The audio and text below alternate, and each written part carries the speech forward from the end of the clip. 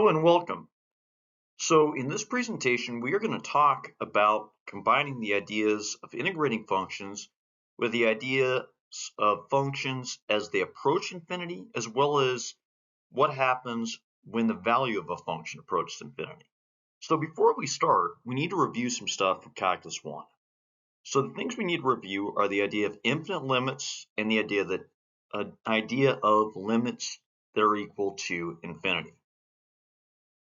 So it is suggested that at this point, you look over the problems on this slide and attempt them, and then afterwards, listen to the solution to them to check your work.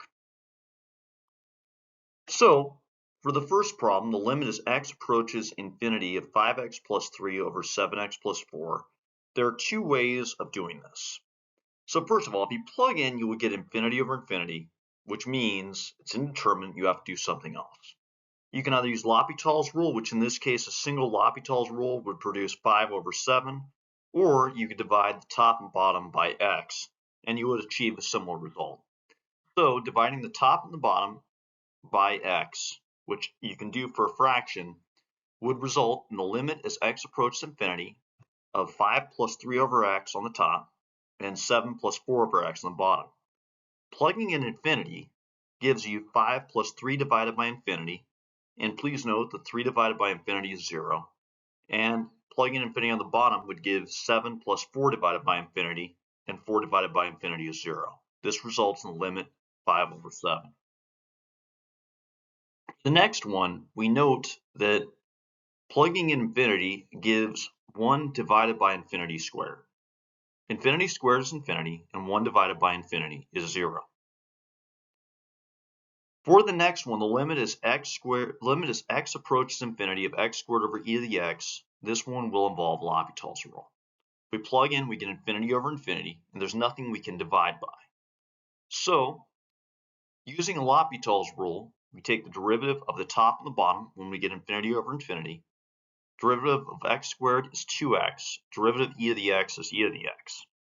Plugging in infinity results in infinity over infinity again, meaning we need to use L'Hopital's rule again. So the derivative of 2x is 2. The derivative of e to the x is e to the x. This time, plugging in infinity, e to the infinity is infinity, and 2 divided by infinity is 0. For the next limit, the limit as x approaches 0 from the left of 1 over x cubed. This results in 1 divided by a negative number that is infinitely close to 0. A positive divided by a negative is a negative, and 1 divided by 0 is infinity. So this results in negative infinity. For the last one, there's a little catch. If I take a negative number and I square it, it becomes positive. So this time, if I take a slightly negative number and I square it, it becomes a slightly positive number. So even though this one is also 1 over 0, this one will result in positive infinity, since a negative number squared becomes positive. The scenarios where these come into play is the idea of finding the area under a curve when we start at a point and we go forever. In some cases, the area going forever to one side or the other on a curve actually does result in a real number. An example of this is the function 1 over x squared. If we start at 2 and we go forever and we want to find the area, this area can be represented as the integral from 2 to infinity of 1 over x squared dx. As we'll see later, this actually results in a number. So the idea of going forever under a curve to one side or the other actually does have scenarios where it's equal to a real number. In other cases, it is equal to infinity, but more about that later. When we have integrals that involve infinity, we refer to these as improper integrals. For mathematical reasons and for the reason of staying consistent with the idea behind integrals, we have to rewrite these as a limit of an integral in order to solve them. An integral cannot be directly evaluated at infinity, as infinity is not a standard real number. This can be done in three different ways. The first one is if infinity is the upper bound of an integral, then the limit refers to the top part. If infinity is the lower bound, specifically if negative infinity is the lower bound, then we can take the limit as t approaches negative infinity for the lower bound. For an integral from negative infinity to positive infinity, we have to split this into two integrals. And typically we do this splitting into two integrals where 0 is the point that we split it. So we split it from the integral from negative infinity to infinity is equal to the integral from negative infinity to 0 plus the integral from 0 to infinity. And then we take separate limits for each of those integrals. The number in between does not have to be 0, however, often this is convenient. Here are a few examples to practice this technique. So let's start off with the integral from 2 to infinity of 1 over x squared dx, which we saw in the graph from a previous slide as we're taking the area under the graph starting at x equals 2 and going forever to the right. So to compute this integral, we first write it as the limit as b approaches infinity of 1 over x squared dx. Please note that b is a dummy variable in this case because it will eventually get replaced with infinity. To integrate 1 over x squared dx, we can rewrite that as x to the negative second. Integrating x to the negative second, we add 1 to the power, which is negative first, and we divide by that. So that then results in negative x to the negative first, where we're evaluating it from 2 to b, and then taking the limit as b approaches infinity. Doing this, so in negative infinity to the negative first is equal to negative 1 over infinity. We divide 1 by infinity, we get 0. Plugging in 2 gives negative 2 to the negative first, which is equivalent to negative 1/2. And if we're evaluating an integral, we subtract these, so we have 0 minus negative 1/2 is 1/2. And so the area under the graph of 1 over x squared going from starting from x equals 2 and going all the way to the right ends up actually being 1/2. For the next case, we will consider the integral from 1 to infinity of 1 over the cube root of x dx. Again, we begin by writing this as a limit. We also rewrite 1 over the cube root of x as x to the negative 1/3. Integrating x to the negative 1/3, we add 1 to the power, which is 2/3, divide by 2/3, which is 3/2.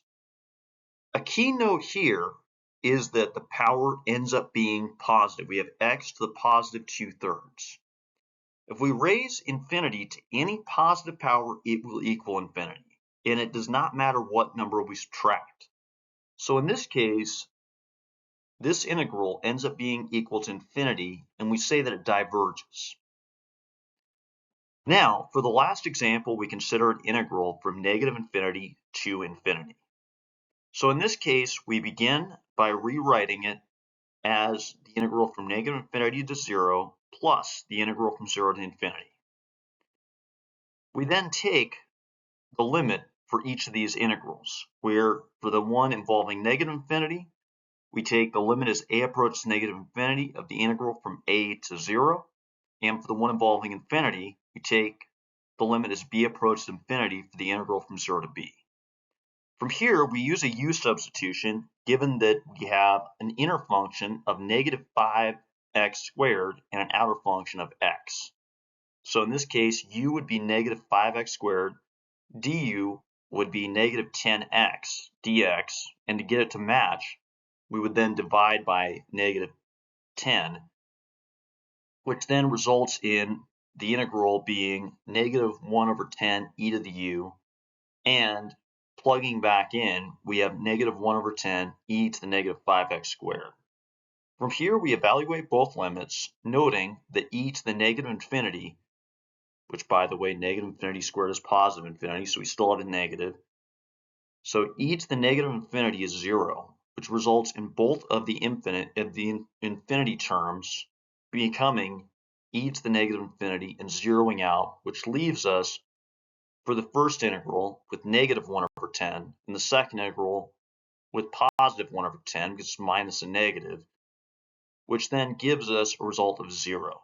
So in this case, there is an equal area above and below the x-axis, resulting in an integral of 0. Scenario where infinity enters an integral is where the value of the function being integrated goes to infinity as opposed to the input variable. And again, similar to the other case, some of these functions actually have integrals that are finite despite the value of the function going to infinity. So an example of this is the integral from 0 to 2 of 1 over the square root of x dx. This integral actually has a finite, meaning numeric value. And similar to the other case, this integral also must be done using limits. What we're going to consider will be if the function has an asymptote. And for the function having an asymptote, this will be a point where the function goes to positive or negative infinity. And in each case, we will then make the integral a limit with respect to the asymptote. If the asymptote is to the left of the region being integrated, we will take the limit as the variable t approaches the x value to the left, where the function has the asymptote. If the function has an asymptote to the right, we will take the limit as t approaches the asymptote from the right, where it's the lower limit. Both of these will involve limits, and both of these are a similar process to the other one, except for now it is the function that goes to infinity as opposed to a limit that goes to infinity. So, as practice, let's evaluate each of these integrals below. So let's start out with the integral from 0 to 2 of 1 over the square root of x dx. In this case, the asymptote is at x equals 0, and so we will write this as the limit as a approaches 0 from the right of the integral from a to 2, and we can rewrite 1 over the square root of x as x to the negative 1/2. Antiderivative of this, we add 1 to the power, negative 1/2 plus 1 is positive 1/2. Dividing by positive 1/2 is the same as multiplying by 2, hence we have the limit as a approaches 0 from the right of 2x to the 1/2 evaluated from x equals a to x equals 2.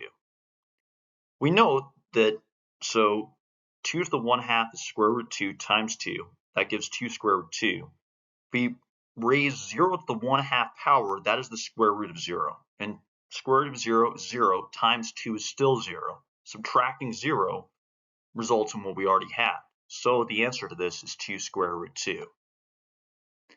Next, we look at the integral from 0 to 4 of 1 over the cube root of x minus 4. In this case, our asymptote is at x equals 4, which is to the right of our region. So the upper bound for the integral becomes where we place our limit, and we have to approach this from the left. So we have the limit as b approaches 4 from the left of 0 to b. We can rewrite the cube root of x minus 4 on the bottom as x minus 4 to the negative 1/3. Integrating that, adding 1 to the power, negative 1/3 plus 1 is 2/3. Divide by 2/3 gives us 3/2. Hence, our integral becomes the limit as b approaches 4 from the left of 3 over 2 x minus 4 raised to the 2/3, evaluated at x equals 0 and x equals b. If we plug in 4 for x, that gives 4 minus 4. 2/3 power, if we raise 0 to any positive power, the answer will be 0. Hence, we will have 0 as the first part of this integral. If we plug in 0, we get 3 over 2, 0 minus 4 raised to the 2/3. So we'll leave our answer as negative 3 over 2, negative 4 to the 2/3, since we are subtracting this input at 0.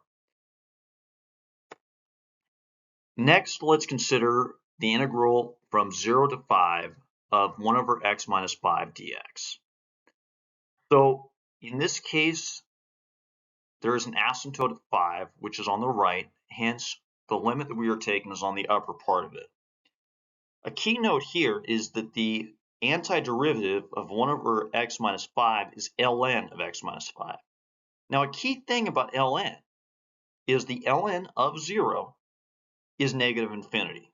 So when we plug in 5 minus 5 is 0, and the natural log of that goes to negative infinity, which will overwhelm anything else, and this integral ends up being equal to negative infinity. Hence, this integral diverges to negative infinity. Before starting the last one, take a look at it and see if you can figure out how this last integral is different than the other three. So a key difference on this last integral is this time the asymptote is at x equals 4. This is in the middle. This means we need to split it into two different integrals. So we can split it into the integral from 0 to 4, x minus 4, and if we're taking 1 over the 5th root, we can call that negative 1/5 power, and then plus the integral from 4 to 7, x minus 4 to the negative 1/5.